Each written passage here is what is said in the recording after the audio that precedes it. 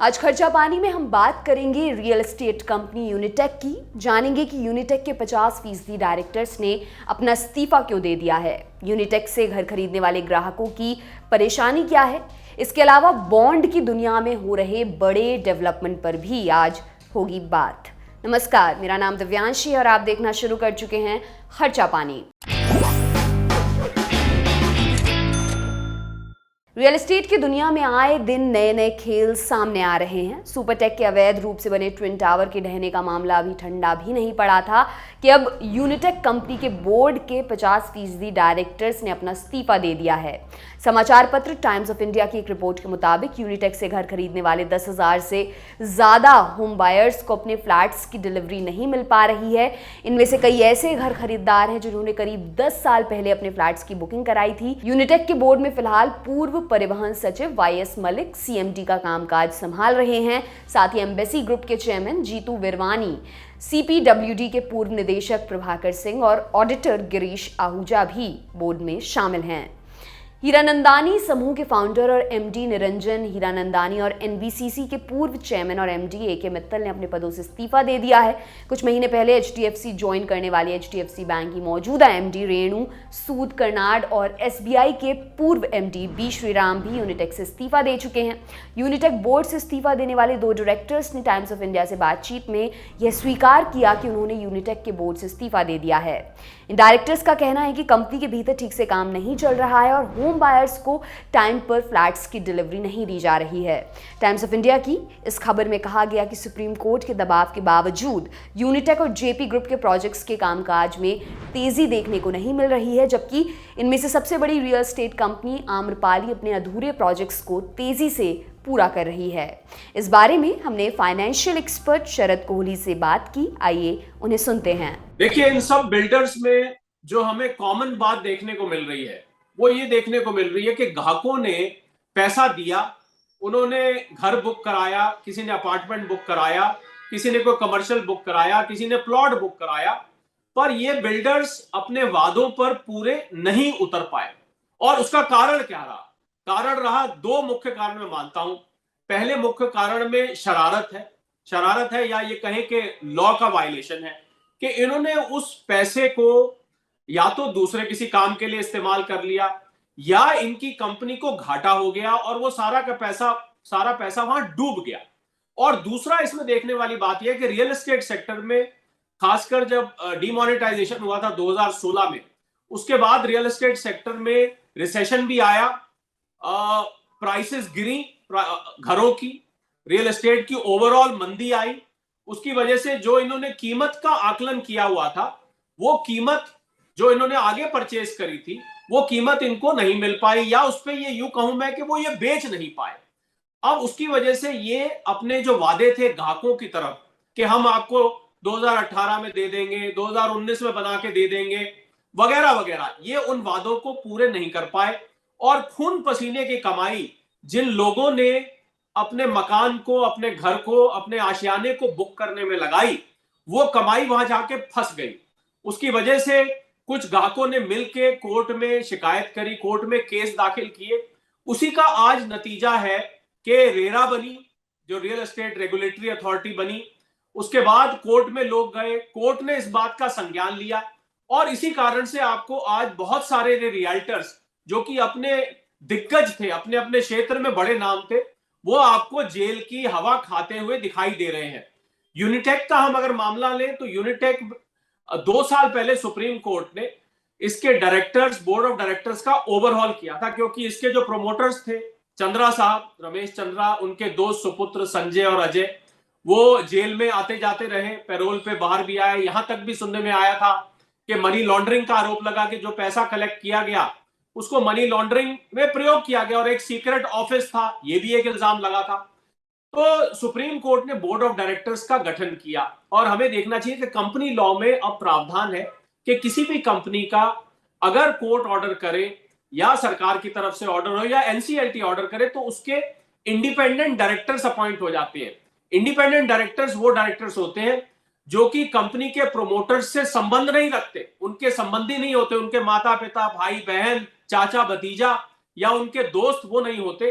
ये लोग independent professionals होते हैं जिनको खूब तजुर्बा होता है इंडस्ट्री का, या उनका नाम होता है किसी सरकारी ओहदे को पहले होल्ड कर रखा होता है। सुप्रीम कोर्ट ने अगस्त में यूनिटेक ग्रुप के मैनेजमेंट बोर्ड को आदेश दिया था कि कंपनी घर खरीदने वाले अपने सभी ग्राहकों को इस बात की जानकारी दे कि उनके प्रोजेक्ट्स कब तक पूरे होंगे। इस बारे में कंपनी को आदेश दिया गया था कि कंप्लीट प्रोग्रेस रिपोर्ट को अपनी वेबसाइट पर अपलोड करें। इसके अलावा सुप्रीम कोर्ट ने बोर्ड को 48 घंटों के भीतर रिवाइज्ड पेमेंट प्लान अपलोड करने के लिए भी कहा था। बाकायदा इस बारे में कोर्ट ने एक लंबा चौड़ा आदेश भी पारित किया था। न्यायमूर्ति DY चंद्रचूड़ और न्यायमूर्ति MR शाह की पीठ ने कहा था कि घर खरीदारों या बिना बिके फ्लैटों पर मिलने वाली राशि का इस्तेमाल सिर्फ निर्माण कार्य के लिए किया जाए। इस पैसे का इस्तेमाल किसी भी अन्य काम के लिए नहीं किया जाना चाहिए। ईडी ने हाल ही में यूनिटेक ग्रुप कंपनी के पूर्व प्रमोटर्स संजय चंद्रा और अजय चंद्रा के खिलाफ मनी लॉन्ड्रिंग जांच के सिलसिले में कोर्ट में एक नया आरोप पत्र दायर किया था। ईडी ने पिछले साल नवंबर में एक चौंकाने वाला दावा किया था कि यूनिटेक के प्रमोटर्स ने एक सीक्रेट अंडरग्राउंड ऑफिस बना रखा था जिसका पता ईडी को लग चुका है। ईडी का कहना था कि इसे यूनिटेक के संस्थापक रमेश चंद्रा द्वारा संचालित किया जा रहा था। इस दफ्तर में रमेश चंद्रा के दोनों बेटे भी गए थे जब ये दोनों प्रमोटर्स पैरोल पर जेल से बाहर थे। आपको बता दें, अगस्त 2017 से जेल में बंद संजय और अजय दोनों पर कथित तौर पर घर खरीदारों के पैसे की हेराफेरी करने का आरोप है। इसी के चलते सुप्रीम कोर्ट ने घर खरीदारों को न्याय दिलाने और कंपनी के भीतर गड़बड़ी को देखते हुए कई स्वतंत्र निदेशकों को नियुक्त किया था और अक्टूबर 2020 में रेजोल्यूशन फ्रेमवर्क तैयार किया गया था। उस समय अंबाला से लेकर चेन्नई तक यूनिटेक की 49 आवासीय योजनाएं अधूरी पड़ी थी। उस समय करीब 14,000 फ्लैट्स की डिलीवरी पेंडिंग थी। इन सब योजनाओं को पूरा करने के लिए करीब 4500 करोड़ रुपए खर्च होने का अनुमान लगाया गया था। यह पैसा कंपनी को 3,000 करोड़ रुपए घर खरीदारों से मिलना था, जबकि 2800 करोड़ रुपए के अनसोल्ड फ्लैट से मिलने का अनुमान था। इस बारे में हमने एक्सपर्ट से बात की, आइए उन्हें सुनते हैं। अब जब यूनिटेक में 10,000 मकान होम बायर्स के सुप्रीम कोर्ट ने जब 2 साल पहले गठन किया तो 10,000 मकानों को पेंडिंग थे जो कि ग्राहकों को मिलने थे। इन इंडिपेंडेंट डायरेक्टर्स ने यह देखा कि ये मकान में प्रोग्रेस नहीं हो रही है। सुप्रीम कोर्ट ने यह भी कहा था कि आप इन मकानों की प्रोग्रेस को, टाइमलाइंस को आप अपने पोर्टल पर अपडेट करते रहे। इन्होंने देखा जमीन, क्योंकि बोर्ड ऑफ डायरेक्टर्स वो होते हैं जो कंपनी के ऑपरेशंस की सारी जानकारी रखते हैं। समय समय पर बोर्ड मीटिंग होती है जहां पर कंपनी की प्रोग्रेस बकायदा बताई जाती है इन डायरेक्टर्स को। तो इन डायरेक्टर्स को जब ये मालूम पड़ा, और देखने वाली बात यह है कि ये जो इंडिपेंडेंट डायरेक्टर्स होते हैं, मैं जरूरी बात बताना चाहूंगा, ये इंडिपेंडेंट डायरेक्टर्स एक ही कंपनी के डायरेक्टर नहीं होते, ये कई कंपनीज में डायरेक्टर होते हैं। तो ऐसे में इन डायरेक्टर्स की रेपुटेशन पे, इन डायरेक्टर्स के नाम पर प्रश्न चिन्ह लग जाता है, क्योंकि डायरेक्टर को कंपनी से सीधा सीधा मालकियत से या ऑपरेशन से जोड़ के देखा जाता है। तो इन 50% डायरेक्टर्स ने अपना वहां से रिजाइन करना उचित समझा कि ऐसी कंपनी जो कि ग्राहकों पर को वादा पूरा नहीं कर पा रही है, और ये ग्राहक 2-4 ग्राहक नहीं है, ये 10,000 ग्राहक है, तो इनको लगा कि ये तो हमारी रेपुटेशन पर सवाल उठ जाएगा। कल को अगर केस फाइल होता है और कल को अगर इसके लिए जिम्मेवार ठहराया जाता है तो हमें भी जिम्मेवार ठहराया जाएगा। तो इसमें बड़े बड़े नाम भी हैं, AK मित्तल साहब हैं, हीरा नंदानी साहब है, जो कि हीरा नंदानी बंबई का बहुत नामचीन ग्रुप है, उसके डायरेक्टर भी हैं। तो उन्होंने अपने आप को इस कंपनी से बेदखल करना उचित समझा। इसी कारण से 50% डायरेक्टर्स यूनिटेक ने रिजाइन किया है, क्योंकि कंपनी अपने किए हुए वादों पर, उन 10,000 बायर्स के मकानों पर कोई भी सेटिस्फैक्टरी प्रोग्रेस नहीं दिखा पाई है। और अभी ऐसा नहीं नजर आ रहा कि यह कंपनी समय पर इन होम बायर्स को पैसा दे पाएगी। सुप्रीम कोर्ट ने तो यहां तक कहा था कि अब जो पैसा यूनिटेक में आएगा, उस पैसे का प्रयोग किसी भी काम के लिए नहीं किया जाएगा, केवल और केवल कंस्ट्रक्शन के लिए काम किया जाएगा, जिससे कि ग्राहकों को समय पर जो भी कॉन्ट्रैक्ट किया हुआ है वो समय पर डिलीवरी की जा सके।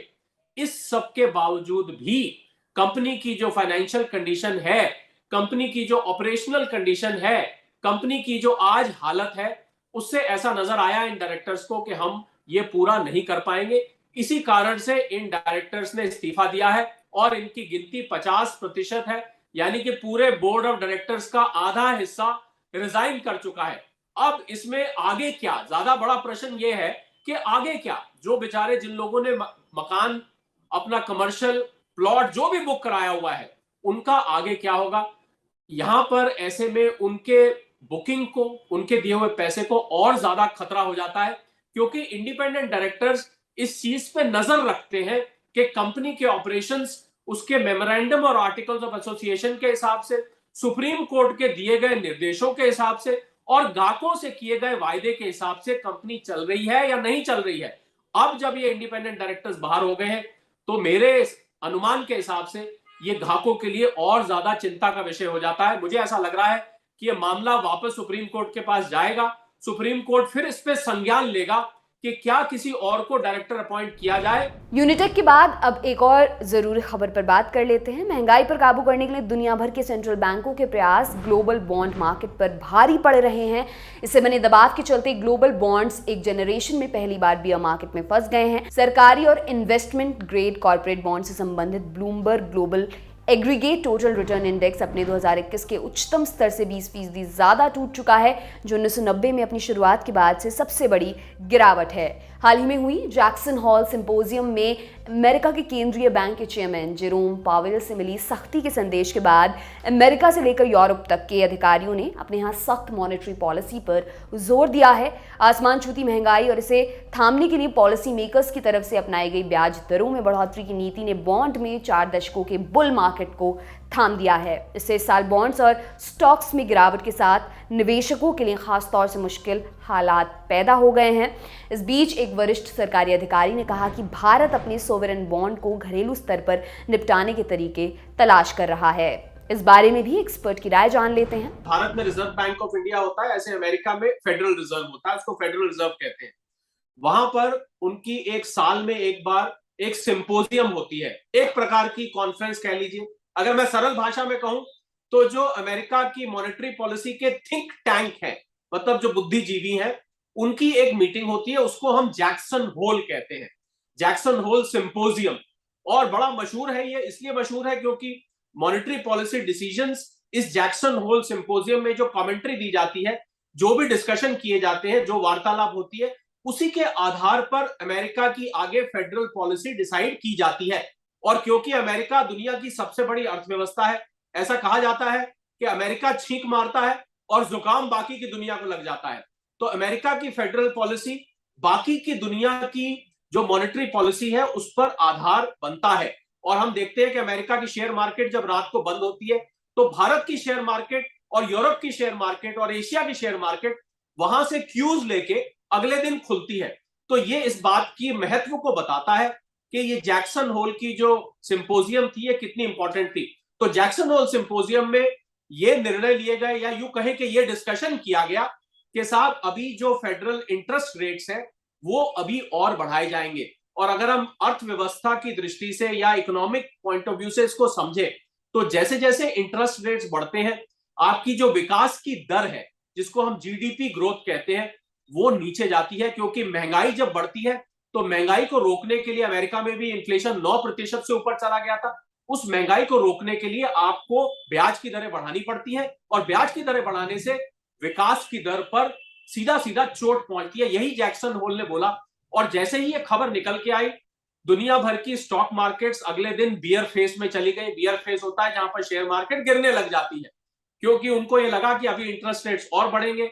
इंटरेस्ट रेट बढ़ने से देखिए जो बॉन्ड्स होते हैं उनका कॉर्पोरेट कनेक्शन भी होता है। 2 तरीके के बॉन्ड्स होते हैं, एक सरकारी बॉन्ड्स होते हैं, कॉर्पोरेट बॉन्ड्स होते हैं।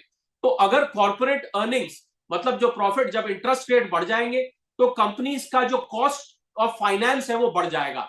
इससे कंपनी का प्रॉफिट नीचे आता है। कंपनी का प्रॉफिट नीचे आने से जो कंपनी की बॉन्ड पे रिटर्न है वो उस पर प्रश्न चिन्ह लग जाता है कि क्या कंपनी अपने फिक्स कमिटमेंट्स को पूरा कर पाएगी या नहीं कर पाएगी। ये कॉर्पोरेट वर्ल्ड की बात की जा रही है। तो इस वजह से बॉन्ड मार्केट में भी जो रिटर्न्स है वो नीचे आने शुरू हो गए।